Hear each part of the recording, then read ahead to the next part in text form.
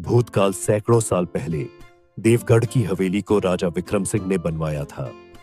यह हवेली एक शक्तिशाली रत्न कालसार को छुपाने के लिए बनाई गई थी। कहा जाता था कि यह रत्न समय को नियंत्रित कर सकता है, लेकिन उसकी रक्षा के लिए तांत्रिक ओधा को बुलाया गया। ओधा ने हवेली पर तंत्र मंत्र बिठाया और राजा से कहा, रत्न को छूने वाला समय के जाल में फंस जाएगा। उसके बाद हवेली में घटी कुछ भयानक घटनाओं से राजा गायब हो गया। हवेली वीरान हो गई। वर्तमान आज के समय में देवगढ़ गांव के लोग इस हवेली को श्रापित मानते हैं। गांव का एक युवा करण जो इतिहास का शोध करता है, वह इस हवेली के रहस्यों को उजागर करने की ठान लेता है।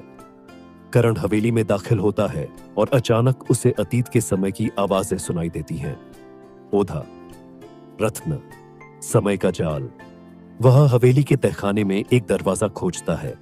जैसे ही वह उसे खोलता है, समय की सरसराहट के साथ करण गायब हो जाता है।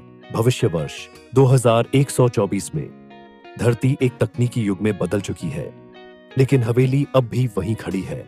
लेकिन उसे लोग एक टाइम पोर्टल मानते हैं। वैज्ञानिक डॉ आर्यकरण की खोज में हवेली के अंदर प्रवेश करती है।